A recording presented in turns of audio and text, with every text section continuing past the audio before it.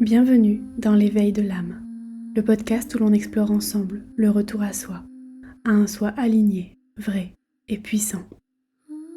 Je suis Léa, passionnée d'ésotérisme et d'introspection, et à travers ce podcast, je t'invite à un voyage vers ton propre centre. Ici, nous allons parler de foi en l'univers ou en Dieu, d'énergie, d'intuition, de mieux-être et de retour à soi, mais aussi de doute et de questionnement. De tout ce qui nous façonne, nous bouleverse et nous ramène un jour ou l'autre à l'essentiel. En bref, nous parlons du chemin que nous parcourons pour éveiller notre âme. Alors ouvre ton cœur et parcourons ce chemin ensemble aujourd'hui.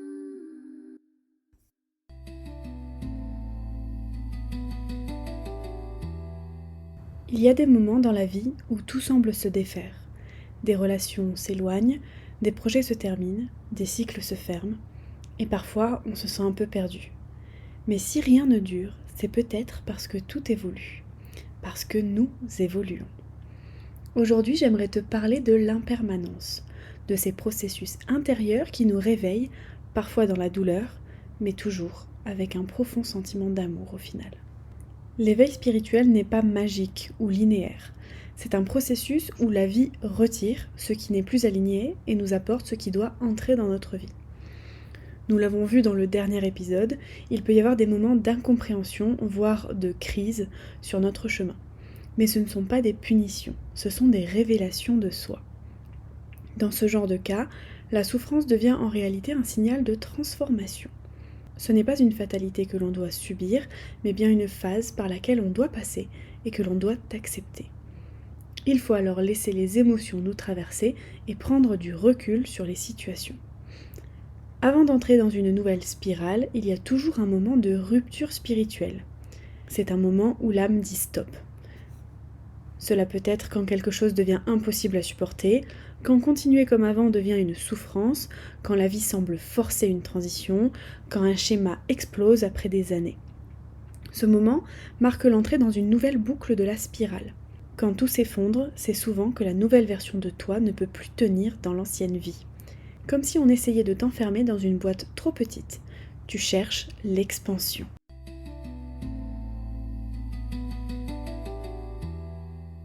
Mais alors, qu'est-ce que c'est la spirale de l'éveil ? Contrairement à ce que l'on imagine, l'éveil n'est pas une ligne droite, ni une ascension vers le haut. C'est une spirale, un mouvement circulaire qui t'amène à revisiter encore et encore les mêmes thèmes, mais depuis un autre point de vue. La spirale te fait revenir au même endroit, mais pas au même niveau. Tu revis des émotions que tu pensais avoir guéries, tu retombes sur une blessure que tu pensais avoir dépassée, tu réentends une croyance limitante que tu pensais avoir transmutée. Mais tu es plus consciente, plus lucide, plus stable. Tu observes différemment, tu comprends autrement, tu réagis avec plus de finesse, et c'est ça, la spirale. L'éveil n'est pas seulement psychologique, mais aussi énergétique et vécu dans la matière.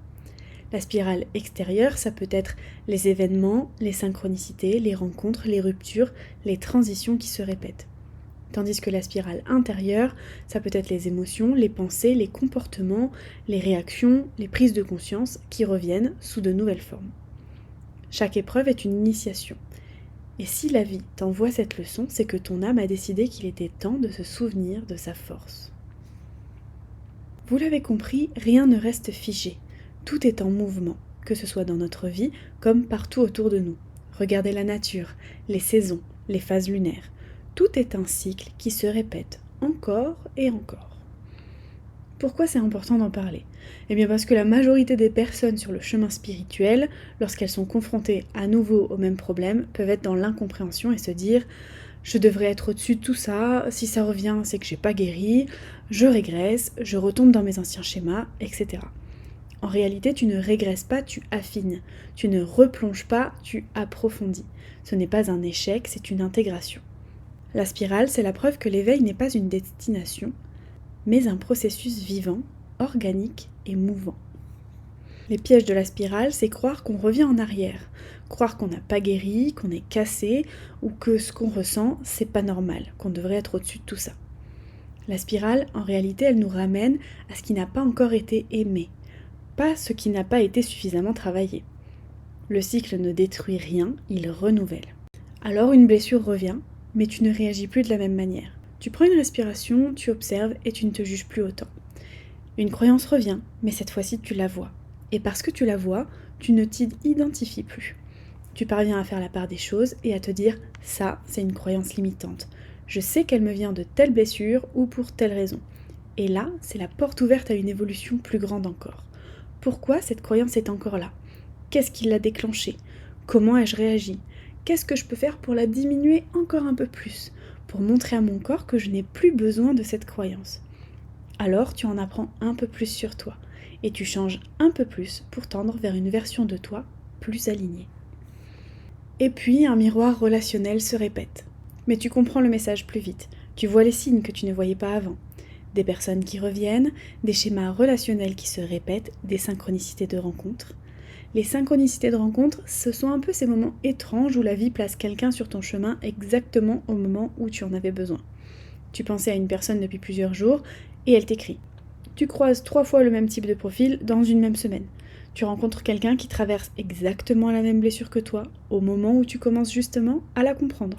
Ce ne sont pas des hasards, ce sont des appels de la vie, des rendez-vous de l'âme pour t'aider à voir quelque chose en toi, pour t'accompagner dans un passage de la spirale. Les synchronicités relationnelles sont souvent des miroirs déguisés, des espèces de professeurs incarnés dans ta vie. Dans la spirale de l'éveil, certaines personnes entrent dans ta vie pour te transmettre une leçon. Pas une leçon morale, mais plutôt une leçon d'âme. Ce sont des professeurs qui vont te confronter à ta colère, qui vont réactiver ton abandon, qui vont te montrer ton manque de limites, t'apprendre la patience, réveiller ta valeur, etc. Parfois, ce sont les gens qui te blessent, parfois, ce sont eux qui t'aident à te guérir. Et souvent, c'est un peu les deux à la fois.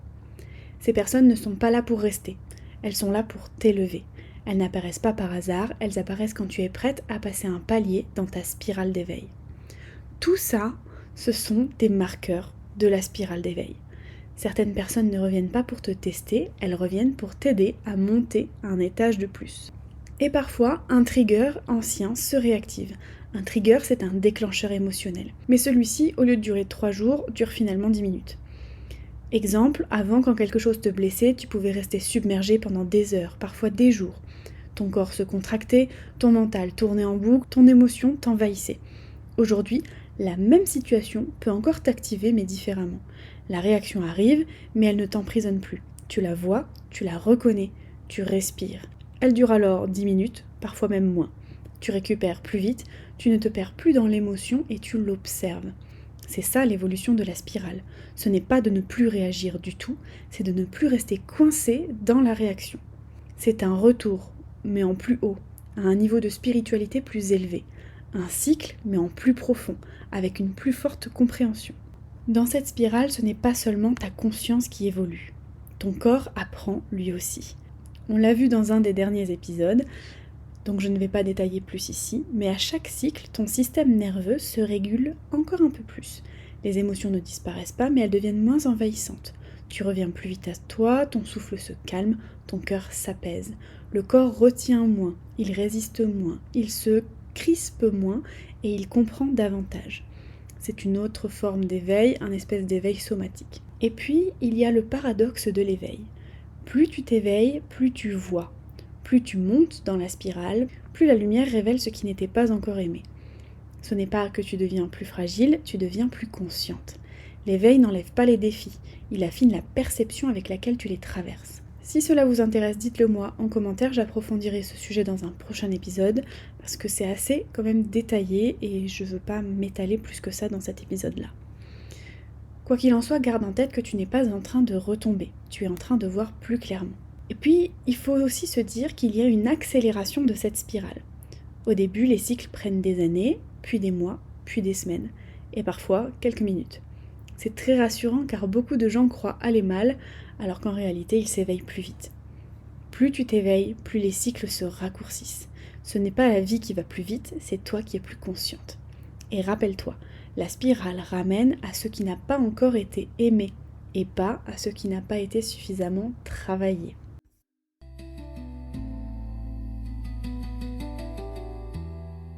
Entre deux spirales, il y a ce qu'on pourrait appeler un point zéro. un moment très spécial qu'on peut décrire comme un calme étrange avant une grande évolution. Le calme avant la tempête en quelque sorte. C'est une espèce de pause énergétique où on ne sait plus trop ce qu'on veut, où tout semble plat. C'est pas un blocage, c'est un moment de recalibrage profond. Ce point zéro, c'est le moment où l'univers réinitialise ton énergie. Tu n'es alors ni dans l'ancien cycle, ni dans le prochain. C'est un peu un silence entre deux battements d'ailes. Mais il faut se dire à ce moment-là que le vide n'est pas un manque. C'est un espace sacré où une nouvelle version de toi prend forme. Dans cette spirale, le piège, c'est l'attachement. Vouloir retenir absolument ce qui fait du bien et totalement rejeter ce qui fait du mal. Mais les deux appartiennent au même flux. Comme je vous l'ai expliqué dans la parabole chinoise d'un des derniers épisodes, c'est l'acceptation qui libère, pas le contrôle. Le positif et le négatif ne sont que les deux visages d'une même pièce. La vérité, la paix, la joie, elles ne s'en vont jamais réellement. Elles résident en dessous, sous la surface, dans ce que nous sommes réellement. Il y a une notion bouddhiste que je trouve magnifique, c'est la suivante. Le non-attachement n'est pas l'indifférence, mais la liberté intérieure.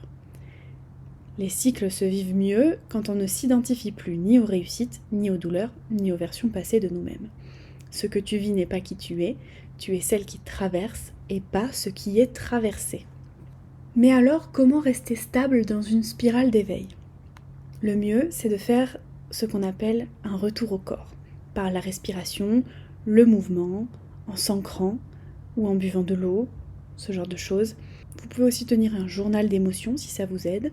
Vous forcez à observer plutôt que de réagir, vous autorisez à la vulnérabilité, accepter les cycles et savoir que ce passage est normal. En gros, il faut un peu prendre la vie comme un jeu. Il y a une expression anglaise qui dit « it's for the plot ».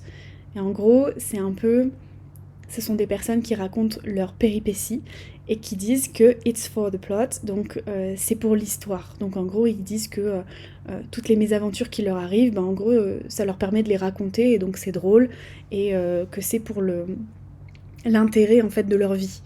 Parce que quand on arrive à un moment où notre vie est plate et où il n'y a plus rien, en fait il n'y a plus rien et il n'y a pas de challenge suivant.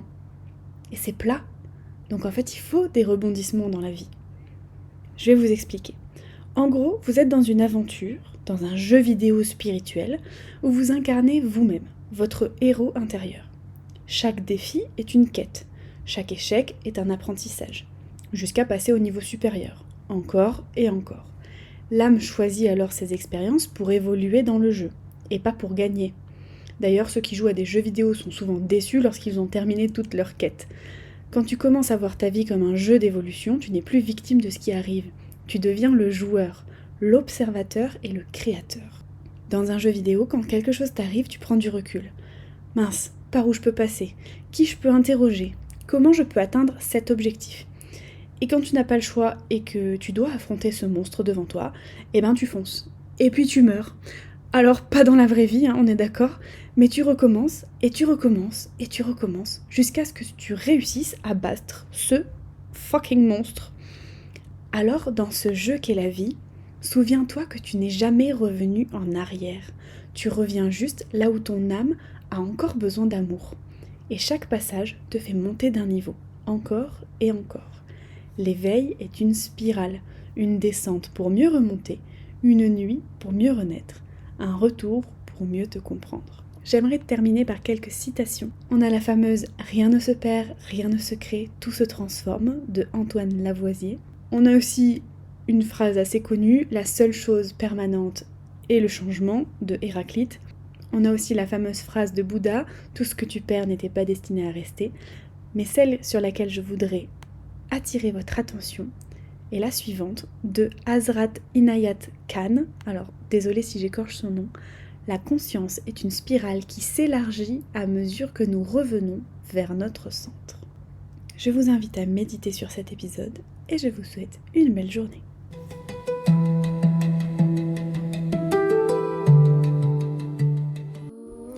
Merci d'avoir partagé ce moment avec moi. Merci pour ton écoute, ta présence et ton ouverture. Et si tu veux prolonger ce voyage, tu peux me retrouver sur d'autres réseaux sous le pseudo Les Tests de Louve. Je te mets les liens dans la description de ce podcast. Sur YouTube, je partage des vidéos autour du lifestyle, du maquillage et de la spiritualité. Un espace entre beauté extérieure et éveil intérieur. Sur Instagram, je t'accompagne au fil des lunes et des portails énergétiques à travers des posts inspirants pour te relier au rythme du vivant. Et souviens-toi, ton âme connaît déjà le chemin.